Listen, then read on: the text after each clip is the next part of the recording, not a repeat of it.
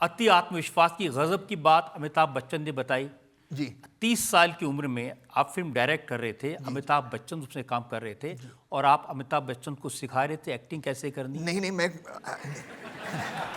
उन्होंने ये कहा कि मुझे लगा कि उस्ताद जी आ गए हैं और हमें बताएंगे कि हमें एक्टिंग कैसे करनी। जो हुआ था, क्योंकि मुझे वो वाक्य बहुत अच्छी तरह याद है, वो दिन याद है जब मैं उनके कमरे में गया था।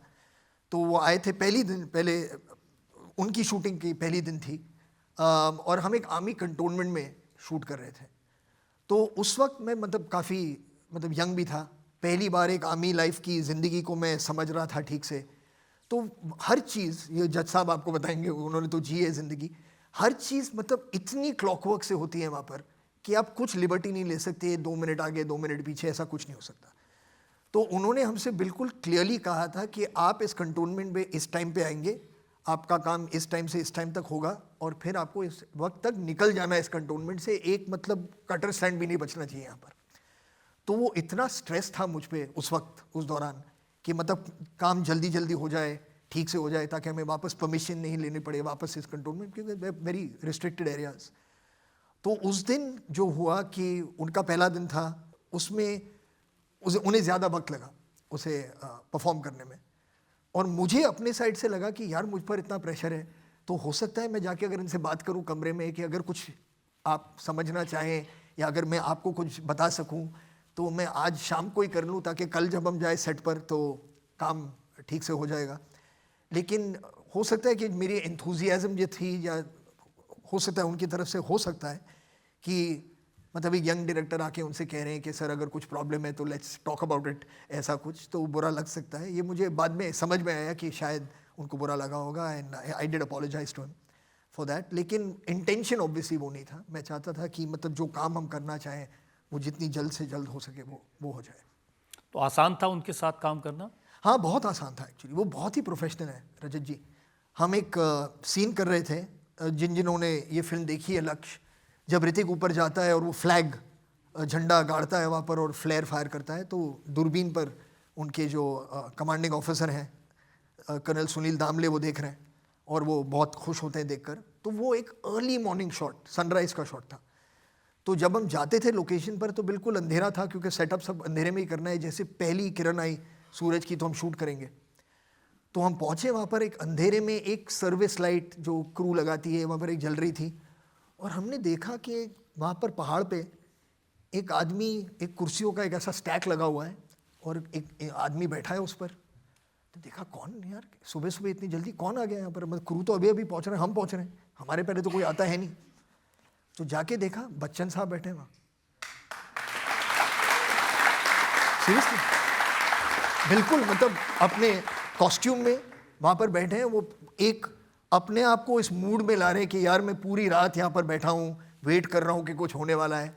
तो पूरा वो प्रेपरेशन जो उन्होंने किया, उससे बहुत कुछ सीखने को मिला मुझे एज अ डायरेक्टर ऑल्सो, और आगे बढ़ते एज एन एक्टर कि कमिटमेंट क्या चीज़ होती है, मैंने सीखी उनसे। कोई कलाकार इतना बड़ा ऐसे नहीं बन जाता। नहीं, बिल्कुल नहीं। वो उनका जो करियर है जो शुरू हुआ है 60s में, वो आप 2025 में इतने साल बाद भी आप किसी भी young film maker, young writer, young director से पूछिए आप किसके साथ काम करना चाहेंगे, सभी के नाम पर, सभी के ज़बान पर होगा अमिताभ बच्चन। तो ये दैट्स अ क्रेडिट।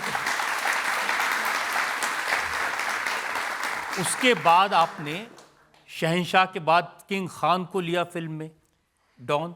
जी, तो मैं शहंशाह से नेक्स्ट लेवल पर, उसके बाद एक प्रिंस आने वाला है।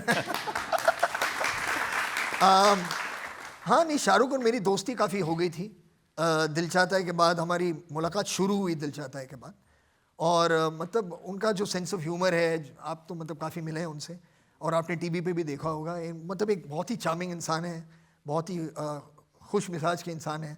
तो उनके साथ वक्त बिताने में बहुत मज़ा आ रहा था, और हम बात करते रहते थे कि यार ऐसी फिल्में क्यों नहीं बनती आज, जैसे सलीम जावेद लिखते थे। तो ये कॉन्वर्सेशन होती थी, और मेरे माइंड में हमेशा मैं उन फिल्मों पे पला बढ़ा हूँ, और मैं चाहता था कि यार इतनी मोहब्बत है मेरी उन फिल्मों के लिए, क्यों ना मैं एक फ़िल्म रीमेक करूँ।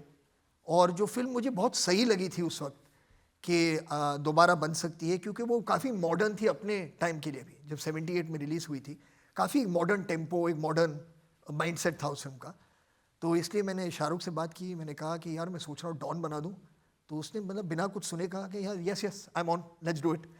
तो ऐसे ही बनी Don and we had a wonderful time sir making it. उस जमाने में शाहरुख खान, प्रियंका चोपड़ा, दो स्टार्स को लेके फिल्म बनाना यंग डायरेक्टर के लिए मुश्किल काम था? सर मैं बच्चन साहब के साथ काम कर चुका था, तो आफ्टर दैट जो मतलब स्टार थे उस वक्त there was nobody bigger than him. लेकिन उनके साथ काम करना, प्रियंका के साथ काम करना, ओम पुरी जी के साथ, मैंने ओम पुरी जी के साथ 3 फिल्में की हैं, डॉन 1, डॉन 2 और फिर लक्ष्य में भी वो थे। उनके साथ भी काम करने में मतलब एक बहुत ही अलग आनंद और एक अलग मज़ा था, क्योंकि वो इतने बेहतरीन कलाकार थे और इतनी मतलब पावर थी उनके हर परफॉर्मेंस में, और वो एक रिस्पेक्ट जो डिमांड करते थे as an actor and as a human being. जब आप सेट पर मिलते थे उनसे, ऐसे लगता था कि यार बिल्कुल अपना ही, मतलब बिल्कुल ही easy, no chip on a shoulder कि मैं नेशनल अवार्ड जीत चुका हूँ, मैं NSD में मतलब मैंने गोल्ड मेडल जीता है, ऐसा कुछ नहीं। तो जब आप इन लोगों से मिलते हैं तो आपको अंदाज़ा होता है कि यार गॉड विलिंग, या मतलब जो जिस चीज़ में आप बिलीव करते हैं कि आपको कामयाबी मिलेगी, आपको सक्सेस मिलेगा, लेकिन इन लोगों से सीखने को मिलता है कि उसके बावजूद एक हम्बल रहना बहुत बहुत ज़रूरी होती है लाइफ में, वो एक चीज़।